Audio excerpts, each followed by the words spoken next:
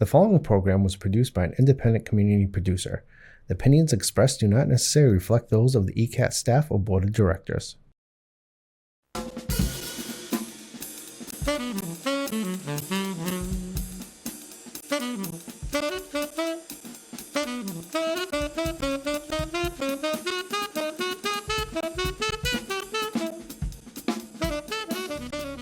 Good day, ladies and gentlemen, boys and girls, residents of Easton. This is Bill Ames, the co-host of the Film Connection. Film Connection brings you interviews with residents of Easton and the general area and the Hockomock, with people who have been involved in the making of films, or who work in films, or actors in films, or who have a brother-in-law in the film, or whatever, to bring this magic media of production of films into your living room. And we've been at it now for since the year 2000, I think, not consecutively, but had a long run with this thing. And much of it we owe to my co-host, Priscilla Almquist-Olsen, who is the tenacious brains behind this operation. So, well, thank you, So Bill. let me kick it over to you, Priscilla, and you can introduce our guest for the day. Okay, well, the guest for today is going to be our very own Bill Ames. Sometime during the 1970s, when he was young and handsome, and you will see that in the accompanying film that we're going to be talking about today, he produced a film about his family, the Ames family. And all of us know how important that family has been to the history and culture and architecture of Easton over the years. So, in education, and let's not forget that, in athletics, Anna Ames, and so forth. And this film has compiled videos and photographs of the Ames family from the beginning. And I believe, Bill, that you are the narrator. I am. Okay, I am the and narrator. so we're going to start with that film. But first, tell us a little bit about the origin. Why that film, how it got started, whose idea was it? Well, it was my sister Nancy and I started this. It was mostly me. I sort of cajoled her into helping me. But she was really great in the first year. We did it sporadically when we had the time. But so she sort of had to back off because she had a job. And so I took it all over myself, and it started with a little 8mm camera. Remember the 8mm, Super 8s and whatever? So I would go out and I'd film all these local sites, the Richardson buildings and some of my family's houses and the church and all this. And I started looking at it and I said, well, that's interesting, but there's no sound on this thing, you know, there's no narrative. I mean, who's going to want to watch it? So what was happening was I was sort of going to school on making films. So I sort of realized that this project, because it meant so much to me, would also teach me how to make a film. Terrific. Hands on the dials and, you know, writing the checks to buy the film. In those days, you had to buy the film. Anyhow, so what I did then was I went up to 16mm. And because if you have 16mm, that means you can have sound, because the track on the side of the film carries the sound. So that was a big breakthrough. But so I thought today we'd start looking at it, and I could explain some of the backstory of the various sections we'll be looking at, and I think it should be interesting. I hope so. It's 58 minutes. I did most of it back in the 1970s and maybe early 80s, and I updated it a couple of times, I think, in the 1990s. Mm-hmm. And we had a family reunion at some point back there, and I put some of that in there too. So, Adam, why don't we start at the beginning, and I'll give you the point to stop, and then I can explain a little bit about the backstory of the section we've just watched.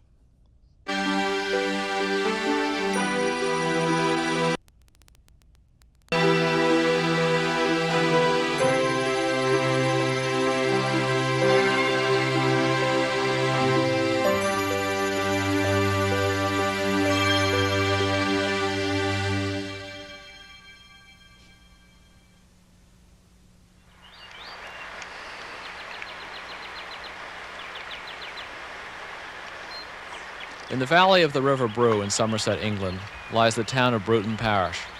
It is a very interesting town because Bruton dates back to early Saxon days. Today, many of its oldest buildings are still standing. In the 1500s, Sir Hugh Sexey donated an almshouse to the town, which is now used for senior citizen housing. Sir Hugh was an auditor to Queen Elizabeth and was awarded handsomely for his efforts. Today, the town prospers largely because of its 3 prep schools and an influx of retired people. St. Mary's Church is the most prominent landmark in the village. A plaque inside shows the first minister was hired in the early 1100s.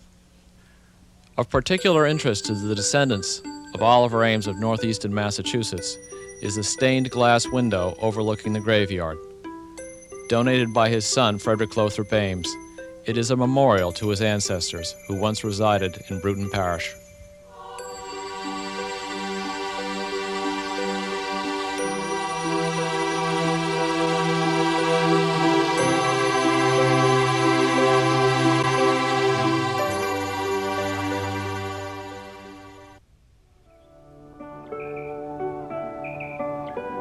The Ames family left Bruton Parish for America, like their Puritan neighbors, to escape, we are told, the excesses of Elizabethan England, although their descendants like to say it was because one of them had stolen a horse and was requested to leave. They eventually settled in the village of Bridgewater, Massachusetts, and lived there for about 160 years, whereupon a number of them moved to the nearby town of North Easton. Throughout this period, they were blacksmiths by trade, and as the country grew, so did their business. Under Captain John Ames, they supplied weapons to the Continental Army. These works were also to eventually involve children in one of the most chronicled chapters in American history. Those descendants lived in North Easton. This film is about that family, who they all were and what they did. We dedicate it to Winthrop Ames. It was his book, The History of the Ames Family, that provided us both a guide and an inspiration. He did not live to finish the last chapters, so we would like to submit our effort as an epilogue. An epilogue from a generation that in its own turn has come to find that history is not events, as a philosopher once said. History is people. And it is not just people remembering, it is people living and acting their past in the present. Winthrop Ames said it the best for all of us in his preface to the history of the Ames family, which we would like to take in spirit for that of our own. In that preface, Winthrop Ames wrote, "This little book has been written for my daughters, my brother and sister, and my favorite cousins, nephews and nieces of the eastern branch of the Ames family, and for them only. It is too personal a story to interest outsiders. To the members of my own generation, I make no excuse for it. We have grown old enough to learn that our forebears still live on in us, that we owe most of our qualities, aptitudes, and weaknesses to them as truly as we do the color of our eyes or the shapes of our noses. They molded our characters by tradition and example. They speak to us daily from the fields they tilled, the shops, homes, and memorials they built, and the trees they planted. My main regret is that I have not been able to tell what might, perhaps, be the most moving and human part of our family story, that of the Ames wives. They made the homes, reared the many children, saved their husbands' money, encouraged their undertakings, and steadied them in failure and misfortune. Still, though I have been able to write nothing of them, I have felt their influence in every generation. And now, with an apology for having talked so long beforehand, let me tell our family story as I see it.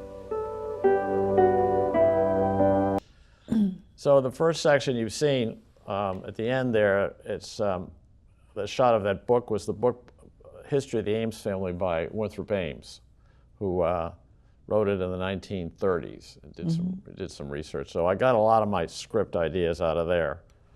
And Winthrop, of course, was a famous producer of Broadway musicals and plays, over 200 back in the day. Yeah. And he lived in Queeset House and created the Queeset Gardens. He did, and all sorts of interesting stories about him when he lived in New York, and he was one of the founders of the Broadway as we know it today. So it was interesting. I mean, it's fun for me to look at that opening. I haven't looked at it for years.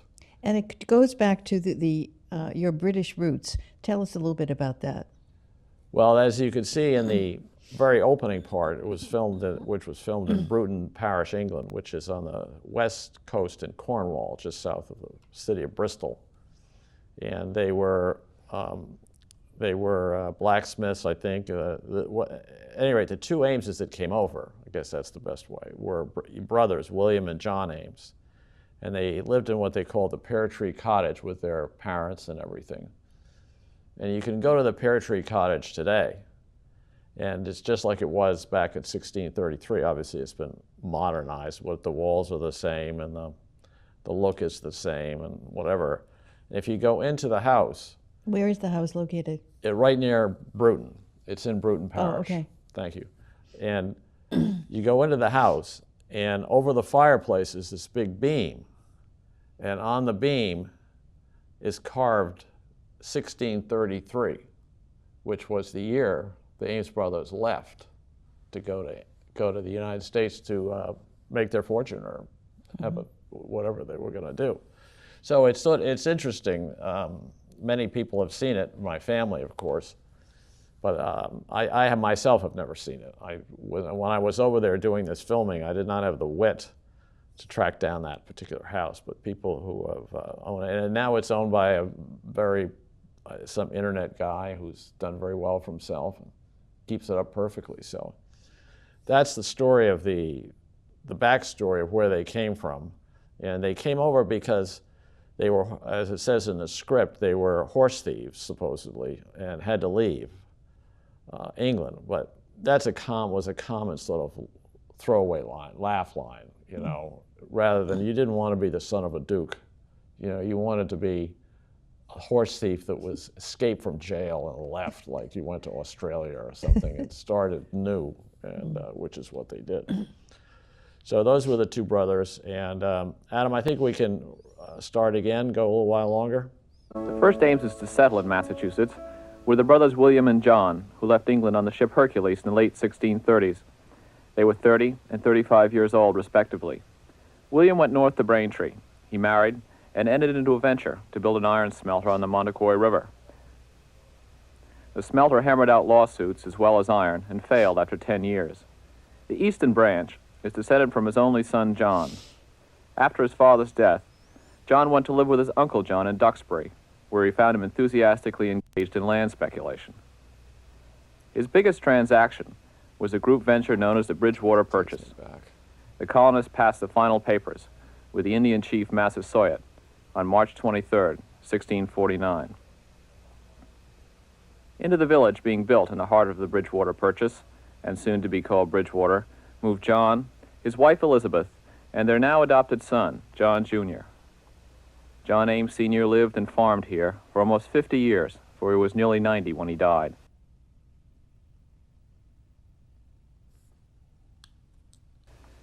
John Jr. was 20 when he first moved to Bridgewater.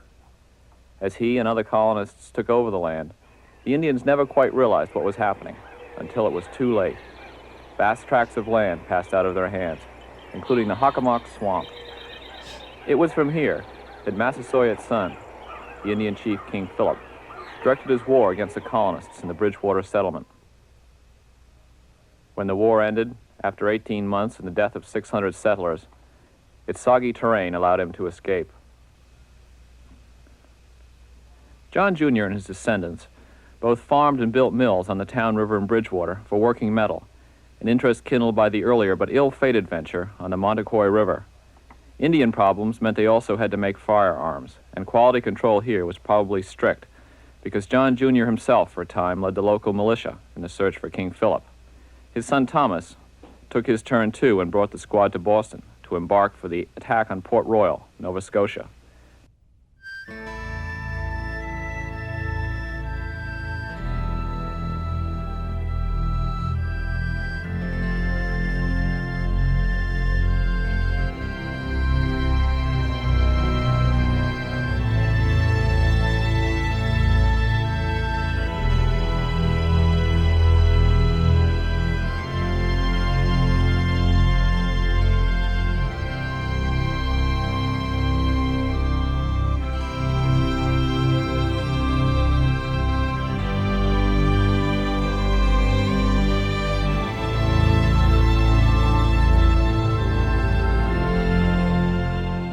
Thomas Jr. continued ironmaking and lived in more peaceful times. Well, where we are now is in Bridgewater, and the Ameses, as said in the movie, left Quincy, where they were involved in the iron foundry. You may have seen the Saugus Iron Works up in North Shore. And in Quincy, there was, when you go through Quincy on the Southeast Expressway, you see the signs for the Furnace Brook Parkway. Yes. And the Furnace Brook Parkway is the iron furnace where the Ameses lived. Really? Well, they lived next to it, and the two brothers, William and John. I think William got married, John never did. John lived to be, as it says in the film, 95 years old. So to do that, wow, back at 16, it's a good set of genes. Right. See, he was a farmer, I think. They were very close, and they worked together and everything. But I think John, when they moved to Bridgewater, you know, he had the farm and the animals and raised the food and whatever. So his brother William could focus on the foundry and all that sort of thing. So it worked out pretty well. That shot of the swamp is interesting. That pan left to right of the swamp. That's taken Route 24. It's 6 in the morning. I got my sister. We drove down there. And in those days, that was the actual view from Route 24. And now, because of the trees are all grown up, so you can't see that swamp anymore. So, so that was the big move the Ames family made, was to Bridgewater, West Bridgewater as it is now, and where they began their activities. And most of those scenes you saw in that film, I had to reshoot about 10 times because I was just learning. And in those days, you bought film, 60mm film and reels, and they were about $15 or $20 a reel, as I recall. So that's significant money Yes. to adjust for, today. So you didn't want to be wrong. But the optics were so good with 16mm that it was really very moving. And I used to I edited this thing in these Steenbeck machines, which you could rent in Somerville, which was a very good deal. And then, unfortunately, the Somerville editing place blew up because there was a gas leak, 2 in the morning, so nobody got killed. So I had to go to Plan B. I forget where that was. So anyhow, Adam, let's go a little further. Was reassigned the task of expanding the millworks to provide more weapons, shovels, and so forth for the Army in the South. This is the site of Captain John's shops. These sluiceways not only channel the water's direction, but also help to accelerate its flow rate. There are perhaps 3 spillways and an underpass. Here, foundry workers carried their dippers full of the melted ore to the molds, which they filled and left ready to cool. In a pioneer town like Bridgewater, among the first enterprises was the erection of a blacksmith shop. We think of the smithy as one whose chief interest was to shoe horses, but his work with iron far outweighed his other services to the town. Iron was discovered here in the early 1600s in the form of the bog iron, which was plentiful in the nearby swamps. The blacksmith at his forge was the first to discover that by heating a mass of the raw bog iron with his bellows, crude ore could, by physical force, drive out the impurities. Thereby reducing it to the material he could work into many useful articles. The significance of these works in the history of American manufacturing was that Captain John Ames decided to set up a production line. Where previously 1 or 2 men could handle the entire production, now it became a product of the more extensive division of labor. This meant Captain John could turn out shovels in batches of 12, and eventually his sons could turn them out in batches of hundreds. Across the way, just over there, Captain John and his wife Sarah lived with their 7 children. The boys were all active in the works as their father and their grandfathers before them.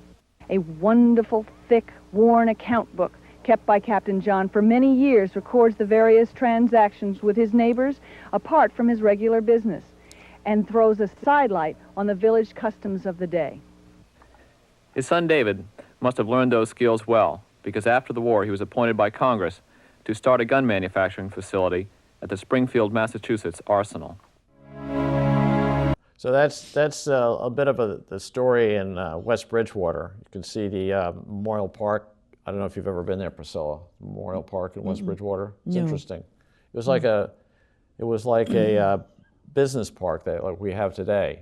Oh, yeah. The same thing, and people in West Bridgewater built, for those of you who've seen it, is the town river comes through Bridgewater, West Bridgewater, and there's all sorts of these channels coming out, and which were basically created so that the Ames family, or John Ames and whatever, could put water wheels in there. That would turn the foundry, turn the power that he needed in his foundry. And they've done a lot of good work over the years preserving that in West Bridgewater. I think they raised a substantial amount of money a few years ago. So if you go down there, it's just off that road, I think it's 106 that goes through West Bridgewater. Yes. It's right at the big intersection there. You go left to go to Brockton, and then you go right and you wrap around, and that's the Memorial Park. So that's where they first got started there. That's where they built their first iron mills. So that's just trying to recall some of the other things we saw. So yes, there was Nancy Ames Thompson there, and she was my cousin, of course. And as you'll see in the rest of the film, I cajoled some of my family to do the narratives. And thankfully they all stepped up and they did it. So she did the part in the park there. And you could see that record book she was looking at was a real find. The earliest record in there is in the 1660s, I think, or 1680s. I may be wrong, where they keep the accounts of the foundry that they created. Yeah, and so it's quite something to see. Most the records going back there was 16. I'm a little cloudy, it's been a while, but I think it was in the mid to late 1600s is the first entry. So that, in terms of primary source information, yes, is very significant. It's amazing that it survived. Yeah, and it survived just because I was having breakfast with a relative of mine, Oliver Ames, and he said, I found something in my father's, he said was settled at his father's estate, and he brought it to breakfast, and he brought it out and he showed me that book was like this, and it was about this thick, and it was that old account book that we were looking at. And there had been no real primary source documentation of the business. Yeah. And there it was. Bang. There it was. So Stonehill has that in their archives now. And so that was a very significant breakfast. And we should remind viewers that Stonehill has their custodial archives for the Ames family, and it's not just shovels. And there's an extensive collection, of course, because Ames has made so many shovels for so many uses and purposes. But they also have documentation on the workers, what they were paid, the tenants, because Ames has built housing, and so they have lists of tenants and what they paid and so forth. So there's a lot there to see for people who are interested. Right. Nicole Casper is the current archivist, doing a great job. We owe a lot to Greg Gaylor, who many of us certainly knew well. Yes, Greg Gaylor. When he was here, he was an MIT graduate, had a PhD, and he had done work in Falls Village, Connecticut, which is where Oliver's son, Horatio, who was the brother of Oliver and Oakes, whatever, Horatio Ames went there, and he built up a big mill and everything down there. It made cannons, which he sold in the Civil War. But anyhow, we'll get ahead of ourselves here. So, Adam, if you could.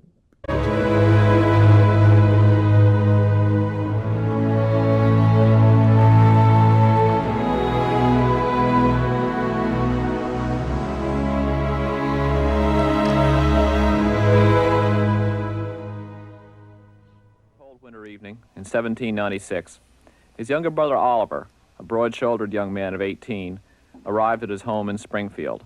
He spent the next 5 years learning the metalworking skills he had been exposed to in Captain John's shops. Returning to Bridgewater in 1802, Oliver set out to find new sources of bog iron to keep the foundries expanding. He found them along the Queeset River in nearby North Easton. Easton had once been part of Greater Norton, but in 1759 they applied for and received a charter as a town. Easton was probably like any other village. There was a post office in the southeast corner of the town. The small hamlet center of North Easton contained a general store and a few small shops. On the streams, several mills had been built by the Leonard family.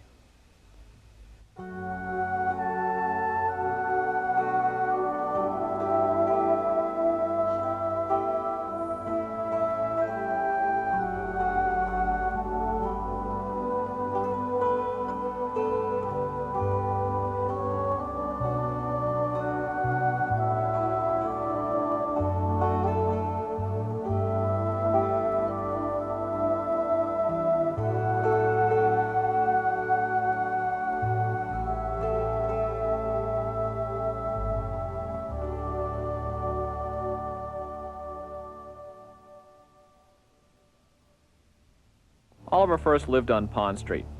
He signed a mortgage note to his brother David to finance the first buildings. The next 20 years were not at all easy for him. Economic fluctuations and stiff competition in many product lines, such as hoes and plows, often pushed the works near bankruptcy.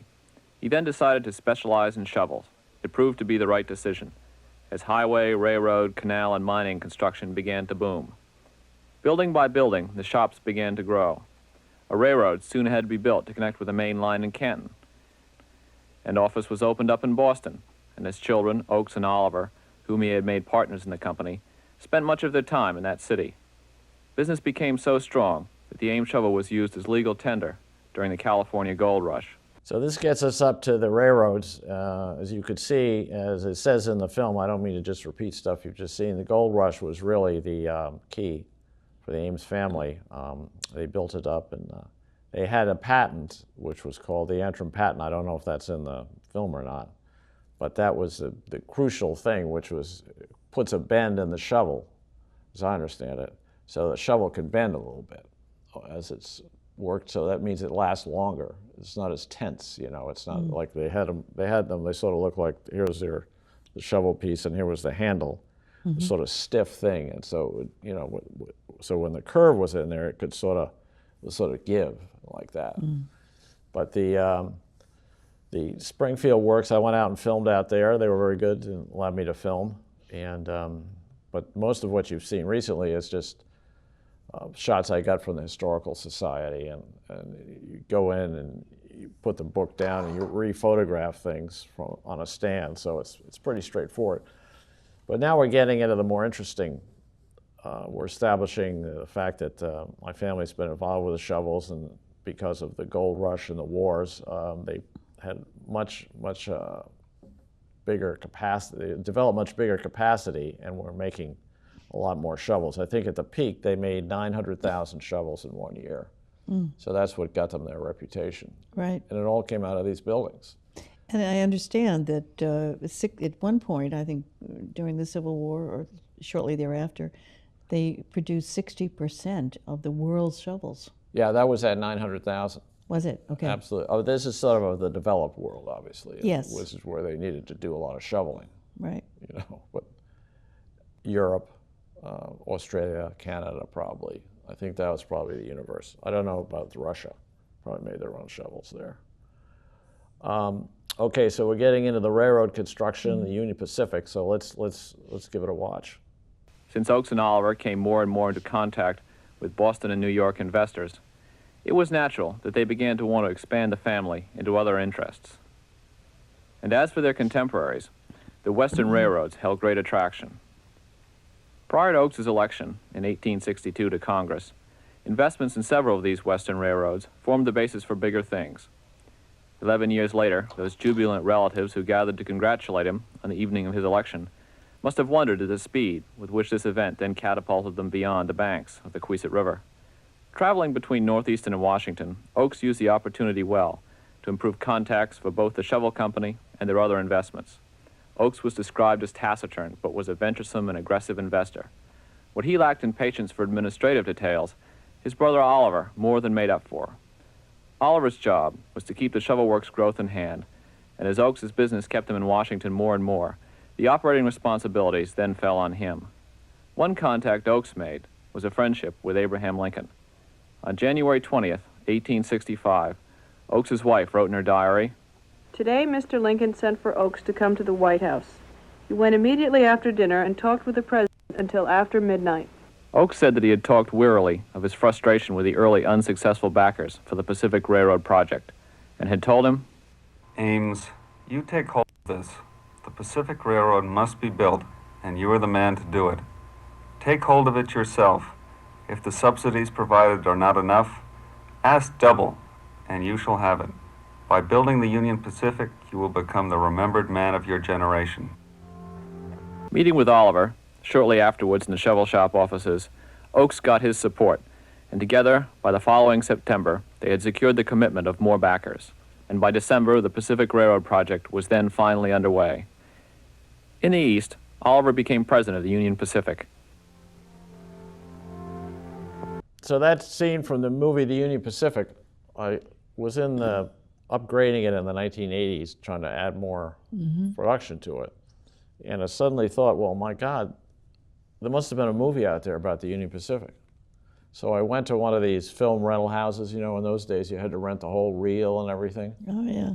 So I got them to send it to me, and I got it copied. So I got these sections. But and you'll see other live clips in this production. And the same thing happened. I was just sort of walking along thinking about it. I said, my gosh, there must be a film out about that. And there was. But this Union Pacific film was a real find, because it does say it all right there with real actors who I didn't have to pay for. So anyhow, let's keep rolling. Attempt. He wanted to take control of this one himself. As Oakes and Oliver pushed him aside, he seemingly did all in his power to countermand their construction strategy. After a while, Oliver would only refer to him as that man. In the West, Grenville Dodge supervised the construction, and the legendary Jack Casement drove the crews. There can be little doubt that without their genius, the railroad at that time would have faltered and died in the prairies. Lincoln's assassination deprived the Union Pacific of their strongest backer. So as you can see, those clips were all from the Union Pacific movie. It was a real find. I mean,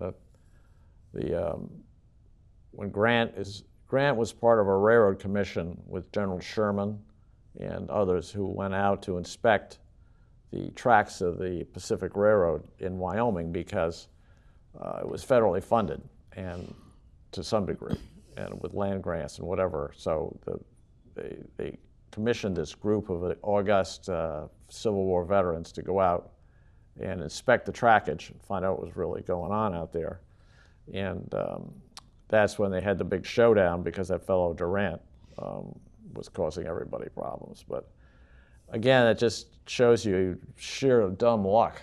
I happened to be thinking about whether or not there was a Union Pacific movie. Right. So it fueled the whole production. So let's keep moving here.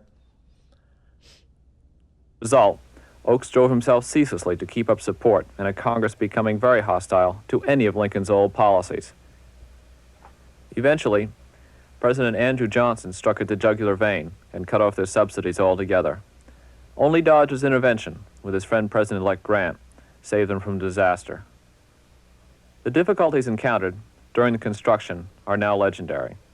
After the road's completion, Oakes wrote of them, "To undertake construction of a railroad at any price, for such a distance in a desert in an unexplored country, its line crossing 3 mountain ranges at the highest elevation yet attempted, through a country swarming with hostile Indians, by whom surveyors and conductors of construction trains were repeatedly killed and scalped, upon a route destitute with water, except as supplied by water trains hauled from 150 miles to thousands of men and animals, the immense mass of materials, iron, ties, lumber, provisions and supplies necessary to be transported from 500 to 1,500 miles. This, I admit, might well in the light of subsequent events be regarded as the freak of a madman." So that was more footage from the Union Pacific Railroad find that I was talking about earlier. And the voice there is a narrative by my first cousin, John Ames, who sadly died just about a year ago. And I got everybody in where the Governor Ames mansion house estate is now. It's where we lived, in the white wood-framed house. I got John and some others my cousin Isabel, and I think Fred was there and whatever. We went down into the basement, and that's where we recorded John's narrative about the railroad that you've just heard about, the problems of the railroad and all this sort of stuff. And so that was my first live recording session where I assembled people in and organized them and set up the mic and asked them to do it over and over and over again. And so it turned out well. So I got them all together in the beginning. This was sort of funny, and I'd read somewhere where you get people to go ba ba ba ba ba ba ba ba. So I got them all to do that time and time again, sort of about 30 seconds per minute. It loosened everybody up, loosened up John, who was going to have to be the narrator. So he did a great job, but he always said that helps, because it's hard to put words to it. But, it sort of relaxes you a little bit. Sure. Gets you into it. Absolutely. So you're not just sort of detached. Yeah. But, so anyhow, that's that. So maybe move on a little bit here. By motive, Oakes meant the promise he had made to President Lincoln. By subsequent events, he meant the Credit Mobier affair, during which the nation's sensationalist press portrayed he, Oliver, and some associates as profit-mongers and blackguards of the worst sort. In early 1873, the investigation by Congress held the nation entranced. The Credit Mobier Corporation essentially had the same stockholders as the Union Pacific, but was specifically created to handle the construction for the Union Pacific. As stockholders in both the Credit Mobier and the Union Pacific, Oakes and Oliver were accused of greed. As a congressman, Oakes was accused of bribing fellow congressmen to get favorable legislation passed because he had once sold them shares in the Credit Mobier, all of which he had done openly and had never denied. In his own eyes, Oakes was only trying to keep the project alive, himself and Oliver merely solvent towards the end, but most importantly create what Lincoln had sought, an outlet for the country, to help forget the bitterness and the hatred of the Civil War and Reconstruction. The 3-month-long investigations by the congressional committees were highlighted by the fact that Grant's vice president, Schuyler Colfax, was deeply involved. Colfax had been Speaker of the House before becoming vice president. Oakes maintained that some 6 years earlier, he had sold to then Speaker Colfax Credit Mobier stock. Remembering the mood of Congress in the recent impeachment attempt on Andrew Johnson, Colfax was eager to disassociate himself from Oakes. Likewise, many others in Congress to whom he had sold the stock ran for cover. Ames and the vice president angrily confronted each other in front of the Poland Investigating Committee. Colfax is questioning Oakes. The vice president is trying to prove that when Speaker of the House, he had never received the dividend check now 6 years later, threatening to link him directly as having had received a bribe. Have you ever told me during the past 4 years that I was the owner of the stock? I don't know whether I did or not. I don't know whether anybody has told me in the last 4 years that I own my own hat. I do not understand your version of the affair at all. I gave you the check, and here's the proof of it by the books. What's the use of trying to get around it or over it? Where was I when you gave me the check? In the chair or on the floor? Oh, I don't know. I can't remember that. In your testimony a month ago on the 17th of December, you state, quote, "I am pretty confident he has paid me for it, though it was never transferred to him, nor can I remember having paid over to him any dividends," end quote. Now, how could you swear to that if you knew you paid me $1,200 in dividends? I can swear to it now. Your check on the Sergeant-at-Arms proves it. I do not think you can swear hard enough to get out of it. You stand in the same position with the rest of them. All the rest took their checks, and that is the honest truth. You don't think I would cheat you out of $1,200? Yet you testified on the 17th of December, quote, "Nor can I remember having paid over to him any dividends," I end can quote. remember it now and have got a voucher for it. As Colfax finished the summation of his cross-examination, and shouted, You know you did! And what's the use of trying to get out of it? Many in Congress defended him, but he was eventually censured. After adjournment, Oakes left for North Easton. As his train took him home for the last time, he must have felt satisfaction that he'd been able to fulfill his obligation to President Lincoln. He died 3 months after returning. Oliver survived him by 5 years. Union Pacific erected a monument in Wyoming. There used to be something in Bellows Falls called Steamtown, USA. So that's where I got the idea of filming the trains. So my friend and I went up, and I had my Bolex 16 millimeter film. We got the schedule of the trains leaving Bellows Falls. I think they went up to Chester, Vermont. Oh. So we set it up, and I forget the name of the phrase, train spotting, I guess. So we're up at an intersection, we'd film it, and then we'd jump in the car and roar up ahead about 3 miles and get it set up, because then we could see it coming along below in the valley, and then we'd shoot it ahead. So we did it all in one take. So I was very proud of that. But that was about the most exciting on-scene production that we did. Well, the Credit Mobier was a very sad and tragic thing, certainly for my family, in the context that it was a real-world situation. I mean, they were living amongst the sharks, and that's what happens. You don't no good deed gets unpunished. But I think the main part of that story, just in terms of the context of the script, is that the Ames family made a lot of money during the Civil War producing shovels, because they had to have shovels. And so the common term in those days my family were profiteers. In other words, we profited from the war, people dying and burying people with our shovels and all that. And I think they felt this very acutely. So they were offered a convenient way out of that guilt feeling when Lincoln suggested strongly that they take charge of the Transcontinental Railroad, the eastern section. And wasn't that Congressman Oakes Ames? That was Congressman Oakes Ames. Oakes, I think it says it in the film, but was the head of the Pacific Railroad Committee. And Abraham Lincoln knew this. And he knew that the Ameses had profited mightily from the war, and he knew that Oakes had a brother, Oliver, who Oliver was running. He was the CEO at that point, so he was an experienced businessman. And so that's why the team of Oakes in the Congress and Oliver running the Union Pacific Railroad, but it's quite a change when you go from running a shovel company, which was very successful, but you basically been brought up in the context of North Easton and making shovels and whatever. Well, tell us a little bit what Credit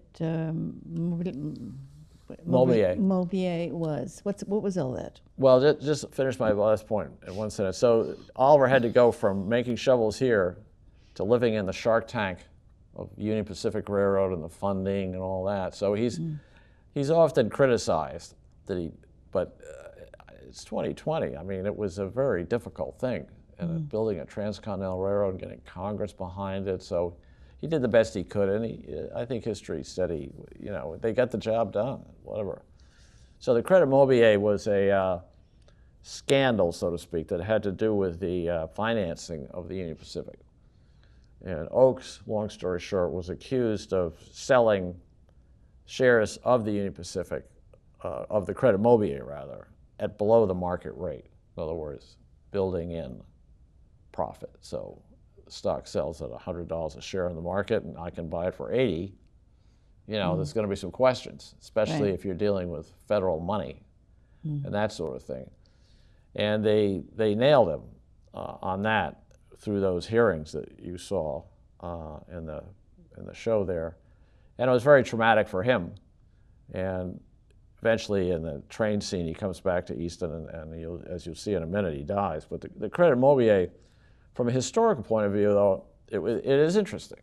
I mean, it has its tragic aspects to it. But again, if you live in that world, things, as we've seen, things blow up very easily for people.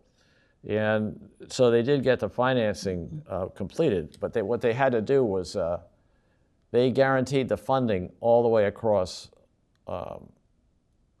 Wyoming. I think it was $60 million funding to build that railroad. The bonds they had to provide collateral so that if the Union Pacific failed for some reason, they had to abandon the project, that the Ames brothers could come up with $60 million to pay off the bondholders. Wow, well, that was quite a risk. Yeah. But it showed their devotion to the country. And that, they were, they were no longer profiteers. They were profiting in a certain way, but Right. but they spent sleepless nights trying to figure out how to do it, and they just wanted to get a return on their investment. But there's 2 or 3 sides to the story that credit Mauvier, but it makes the history of my family a little more interesting. Yes. Rogues and scallywags, and Oakes was very ethical and honest man, but he was just in an extremely difficult situation because he had to get the votes in Congress to approve, to get the financing fixed up and all this fixed up so that the construction project wouldn't crater in the middle of Wyoming. So anyhow, it's fun to read about it, but it's difficult to understand totally. But I think that I've maybe captured the essence there. But Yes, you have. so Adam, a little bit more.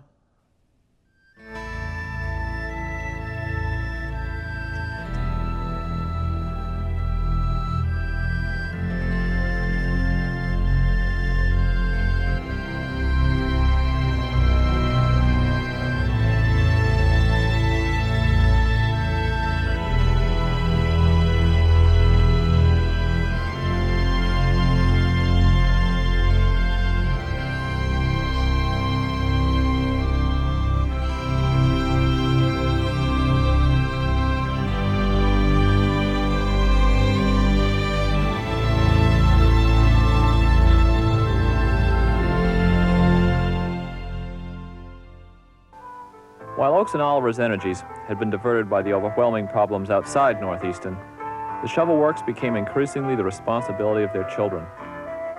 So this is those last scenes you've seen. I didn't get out to the Ames Monument, which is in Laramie. So I had to use photos taken from a book. But the Ames Monument is out there standing tall. It's about 70 feet tall. It was designed by the architect H.H. Richardson in Olmsted. Sort of had a couple of ideas for plants, but he gets credit for, because it's pretty hard to landscape a place like that. It's in the middle of the prairies, but it's right near Laramie. Many people, certainly my family, and I think many people in Easton who go way back have stopped off there on their way west, driving west. And it's quite a sight. Now there's a big wind farm about to go up around it, one of the largest wind farms in the United States. So it's a bit controversial, but fortunately they're getting a setback, I think a 5-mile setback from the Ames Monument, certainly 2 miles. And interestingly, we had a reunion there about, I think it was in 2017, and it was the rededication of the monument. In other words, it needed to be repointed and all this sort of stuff. So they had committees, and our cousin Annalee Ames Frolick, who lived in Denver, fortunately was the horse for the course on this, and she got involved in the committees up there and got it made so that it got financed and remortared and all that sort of thing. So that's all by the way of saying that they had a rededication. So this was a perfect excuse for my family to go out there, as many as I could cajole into it. I think we got 40 or 50, and it was on a Thursday and a Friday type of thing. We leave on Saturday. So we all signed up and flew out to Laramie, and the first night they had a dinner. And it was really quite interesting because there was a big tent, and it was right next to the railroad station in Laramie. And Laramie is the main line of the Union Pacific at this point. They moved from where the Ames Monument was to go right by Laramie. So you could see trains coming by, these long trains.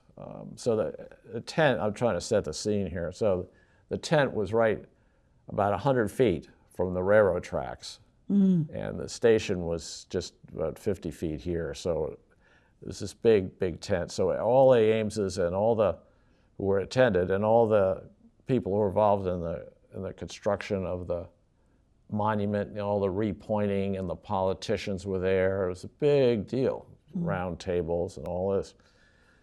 So we'd all had the cocktail hour, and everybody had filed into the tent and this, and they were starting to talk about how this monument was part of the Union Pacific. And a lot of people in the Union Pacific, a couple of guys from the Union Pacific were there, high executives.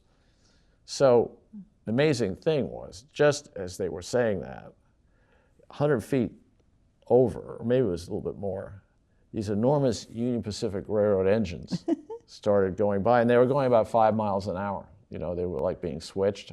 I don't know if Union Pacific set it up. So there we were talking about an event in 1870 or whatever it was, when they finished the railroad. And there are these, just as they're talking about it, there are these enormous strung together locomotives, diesel locomotives of the Union Pacific, a big UP and the American flag. It was really quite a moment. You know, it's very surreal. I mean, Yes. who'd have thought of that? And, Right.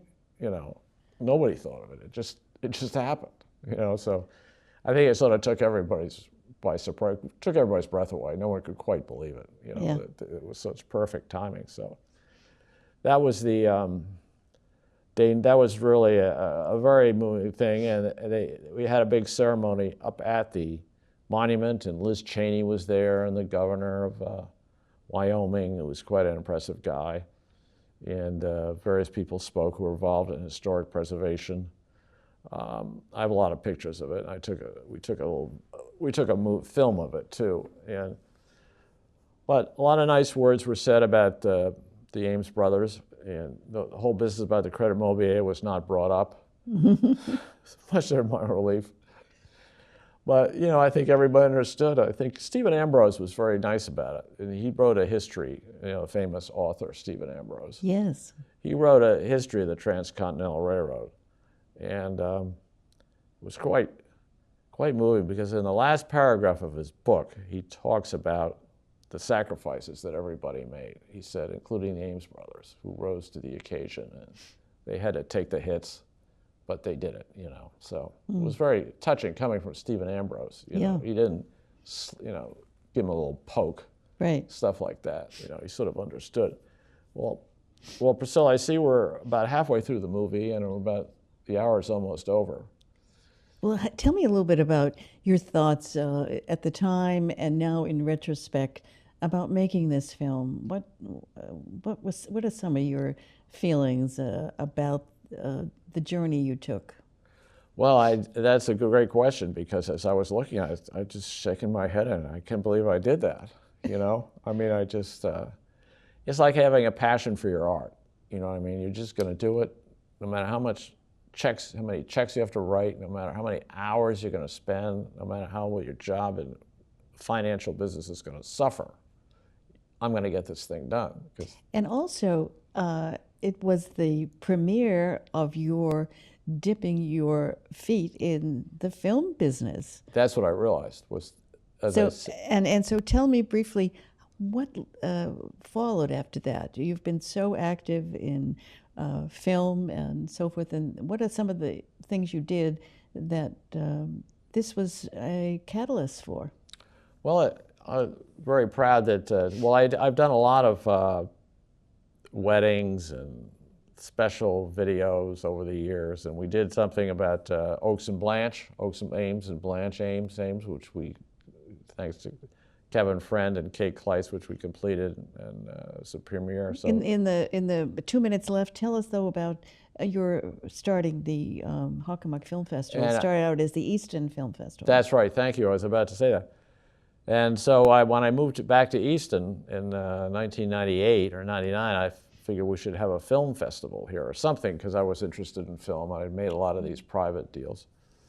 So that's where it began, and we said, well, we'll maybe have an independent film festival like do down at Woods Hole or in Telluride or something. But you know, we quickly realized there was a huge commitment, financial commitment, time commitment to get all those people. We didn't have any real angels out there ready to finance. So someone had the bright idea, well, why don't we have a home brew film festival where it has to be made in Easton by Easton residents? And so that's how it started. And eventually it's one of these grow or die situations, so we realized we had to embrace the Hockomock League was the natural. And also, so now we have, for the last 25 years, we've had the Hockomock Film Festival, where 14 communities in the Hockomock Sports League, high school kids are invited to participate. It's been very, very successful. Now, this is the end of part 1. Please stay tuned for part 2 of the Ames Family video. And so Bill and I will be back to continue this wonderful demonstration of your film prowess, but also the Ames family history. Well, it's been a pleasure to see it once again. I must admit. Thanks for watching. Until next time, be well.